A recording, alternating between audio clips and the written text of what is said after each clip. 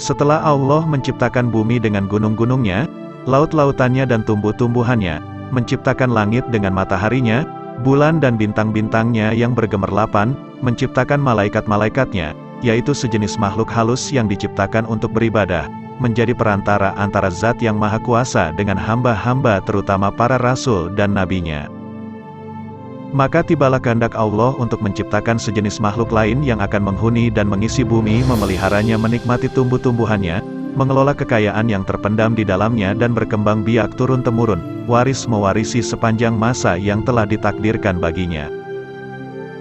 Para malaikat ketika diberitahukan oleh Allah akan kehendaknya menciptakan makhluk lain itu, mereka khawatir kalau kehendak Allah menciptakan makhluk yang lain itu, disebabkan kelalaian mereka dalam ibadah dan menjalankan tugas atau karena pelanggaran yang mereka lakukan tanpa disadari. Mereka berkata kepada Allah, "Wahai Tuhan kami, buat apa Tuhan menciptakan makhluk lain selain kami, padahal kami selalu bertasbih, bertahmid, melakukan ibadah dan mengagungkan nama-Mu tanpa henti-hentinya, sedang makhluk yang Tuhan akan ciptakan dan turunkan ke bumi itu, niscaya akan bertengkar satu dengan lain, akan saling bunuh-membunuh berebutan menguasai kekayaan alam yang terlihat di atasnya dan terpendam di dalamnya, sehingga akan terjadilah kerusakan dan kehancuran di atas bumi yang Tuhan ciptakan itu." Allah berfirman, menghilangkan kekhawatiran para malaikat itu, "Aku mengetahui apa yang kamu tidak ketahui dan aku sendirilah yang mengetahui hikmah penguasaan Bani Adam atas bumiku. Bila aku telah menciptakannya dan meniupkan roh kepadanya, bersujudlah kamu di hadapan makhluk baru itu sebagai penghormatan dan bukan sebagai sujud ibadah, karena Allah melarang hambanya beribadah kepada sesama makhluknya." Kemudian diciptakanlah Adam oleh Allah dari segumpal tanah liat, kering dan lumpur hitam yang berbentuk. Setelah disempurnakan bentuknya, ditiupkanlah roh ciptaan Tuhan ke dalamnya dan berdirilah ia tegak menjadi manusia yang sempurna. Iblis membangkang dan enggan mematuhi perintah Allah seperti para malaikat yang lain, yang segera bersujud di hadapan Adam, sebagai penghormatan bagi makhluk Allah yang akan diberi amanat menguasai bumi, dengan segala apa yang hidup dan tumbuh di atasnya serta yang terpendam di dalamnya.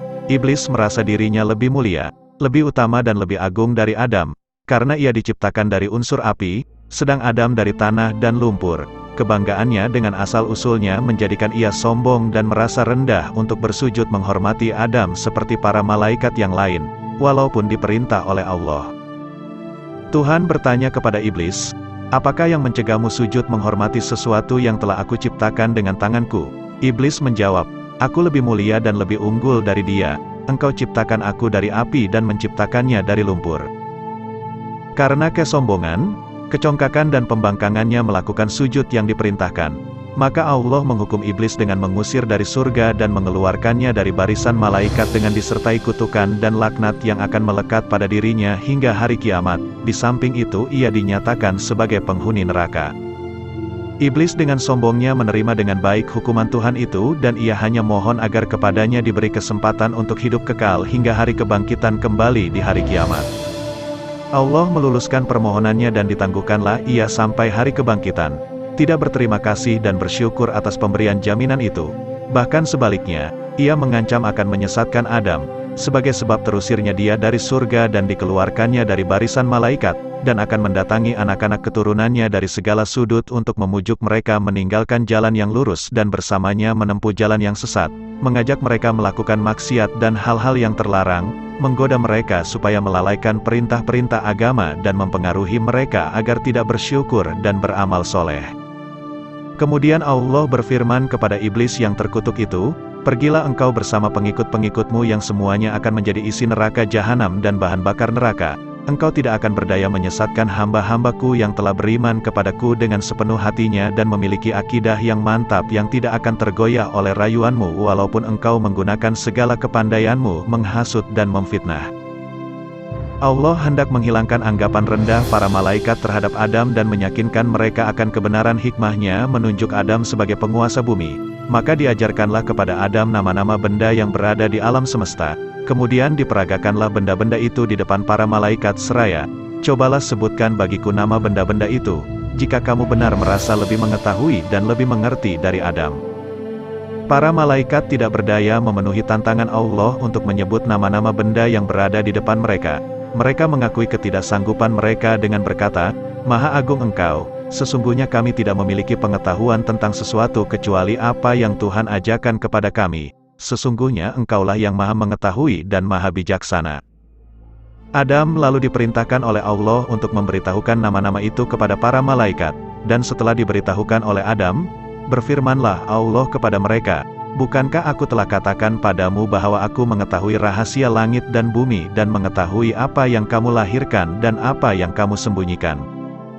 Adam diberi tempat oleh Allah di surga dan baginya diciptakanlah Hawa untuk mendampinginya dan menjadi teman hidupnya, menghilangkan rasa kesepiannya dan melengkapi keperluan fitrahnya untuk mengembangkan keturunan. Menurut cerita para ulama, Hawa diciptakan oleh Allah dari salah satu tulang rusuk Adam yang di sebelah kiri di waktu ia masih tidur, sehingga ketika ia terjaga, ia melihat Hawa sudah berada di sampingnya. Ia ditanya oleh malaikat, "Wahai Adam, apa dan siapakah makhluk yang berada di sampingmu itu?" Berkatalah Adam, "Seorang perempuan, sesuai dengan fitrah yang telah diilhamkan oleh Allah kepadanya." "Siapa namanya?" tanya malaikat lagi. "Hawa," jawab Adam. "Untuk apa Tuhan menciptakan makhluk ini?" tanya malaikat lagi. Adam menjawab, "Untuk mendampingiku, memberi kebahagiaan bagiku dan mengisi keperluan hidupku sesuai dengan kehendak Allah." Allah berpesan kepada Adam, "Tinggallah engkau bersama istrimu di surga.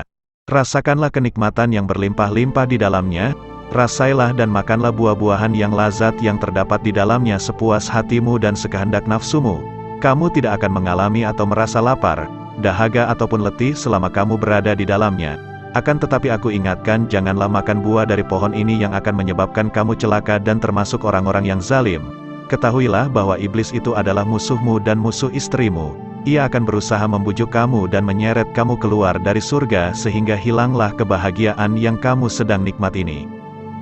Sesuai dengan ancaman yang diucapkan ketika diusir oleh Allah dari surga akibat pembangkangannya dan terdorong pula oleh rasa iri hati dan dengki terhadap Adam yang menjadi sebab sampai ia terkutuk dan terlaknat selama-lamanya tersingkir dari singgasana kebesarannya, iblis mulai menunjukkan rancangan penyesatannya kepada Adam dan Hawa yang sedang hidup berdua di surga yang tenteram, damai dan bahagia.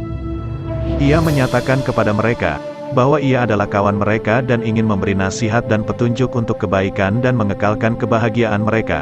Segala cara dan kata-kata halus digunakan oleh iblis untuk mendapatkan kepercayaan Adam dan Hawa bahwa ia betul-betul jujur dalam nasihat dan petunjuknya kepada mereka. Ia membisikkan kepada mereka bahwa larangan Tuhan kepada mereka memakan buah-buah yang ditunjuk itu adalah karena dengan memakan buah itu mereka akan menjelma menjadi malaikat dan akan hidup kekal. Diulang-ulangilah bujukannya dengan menunjukkan akan harumnya bau pohon yang dilarang, indah bentuk buahnya dan lazat rasanya, sehingga pada akhirnya termakanlah bujukan yang halus itu oleh Adam dan Hawa dan dilanggarlah larangan Tuhan. Allah mencela perbuatan mereka itu, dan berfirman yang bermaksud, "Tidakkah aku mencegah kamu mendekati pohon itu dan memakan dari buahnya, dan tidakkah aku telah ingatkan kamu bahwa Syaitan itu adalah musuhmu yang nyata?"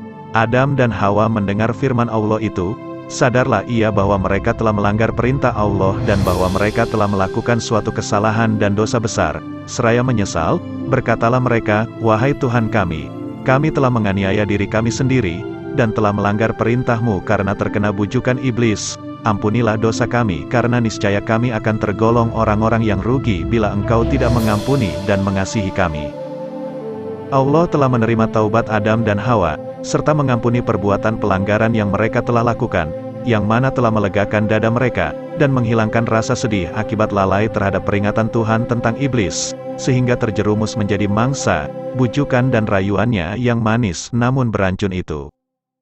Adam dan Hawa merasa tenteram kembali setelah menerima pengampunan Allah, dan selanjutnya akan menjaga jangan sampai tertipu lagi oleh iblis, dan akan berusaha agar pelanggaran yang telah dilakukan, dan menimbulkan murka dan teguran Tuhan itu menjadi pengajaran bagi mereka berdua, untuk lebih berhati-hati menghadapi tipu daya dan bujukan iblis yang terlaknat itu.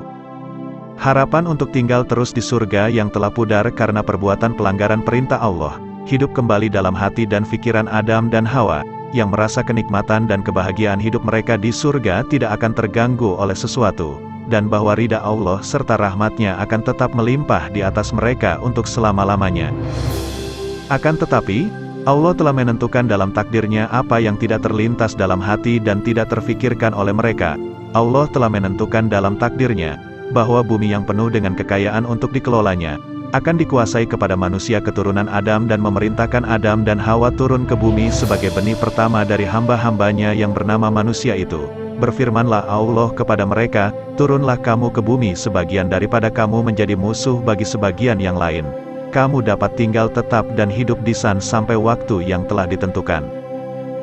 Turunlah Adam dan Hawa ke bumi menghadapi cara hidup baru yang jauh berlainan dengan hidup di surga yang pernah dialami dan yang tidak akan berulang kembali. Mereka harus menempuh hidup di dunia yang fana ini dengan suka dan dukanya dan akan menurunkan umat manusia yang beraneka ragam sifat dan tabiatnya, berbeda-beda warna kulit dan kecerdasan otaknya. Umat manusia yang akan berkelompok-kelompok menjadi suku-suku dan bangsa-bangsa di mana yang satu menjadi musuh yang lain, saling bunuh-membunuh, aniaya menganiaya dan tindas-menindas, sehingga dari waktu ke waktu Allah mengutus nabi-nabinya dan rasul-rasulnya memimpin hamba-hambanya ke jalan yang lurus, penuh damai, kasih sayang di antara sesama manusia dan jalan yang menuju kepada ridanya dan kebahagiaan manusia di dunia dan akhirat. Al-Quran menceritakan kisah Adam dalam beberapa surah, diantaranya surah Al-Baqarah ayat 30-38 dan surah Al-A'raf ayat 11-25.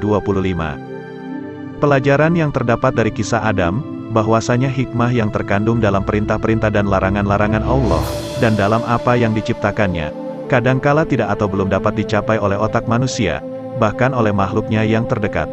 Sebagaimana telah dialami oleh para malaikat tatkala diberitahu bahwa Allah akan menciptakan manusia, keturunan Adam untuk menjadi khalifahnya di bumi, sehingga mereka seakan-akan berkeberatan dan bertanya-tanya mengapa dan untuk apa Allah menciptakan jenis makhluk lain daripada mereka yang sudah patuh rajin beribadah, bertasbih, bertahmid dan mengagungkan namanya.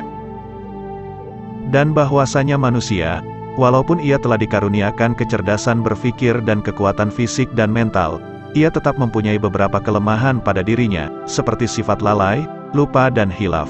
Hal mana telah terjadi pada diri Nabi Adam yang walaupun ia telah menjadi manusia yang sempurna dan dikurniakan kedudukan yang istimewa di surga, ia tetap tidak terhindar dari sifat-sifat manusia yang lemah itu.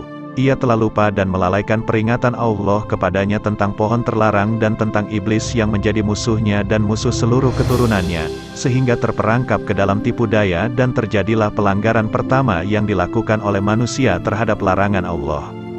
Bahwasanya seseorang yang telah terlanjur melakukan maksiat dan berbuat dosa, tidaklah ia sepatutnya berputus asa dari rahmat dan ampunan Tuhan, asalkan ia sadar akan kesalahannya dan bertaubat tidak akan melakukannya kembali. Rahmat Allah dan makfirahnya dapat mencakup segala dosa yang diperbuat oleh hambanya kecuali syirik, bagaimanapun besar dosa itu asalkan diikuti dengan kesadaran, bertaubat dan pengakuan kesalahan. Sifat sombong dan congkak selalu membawa akibat kerugian dan kebinasaan.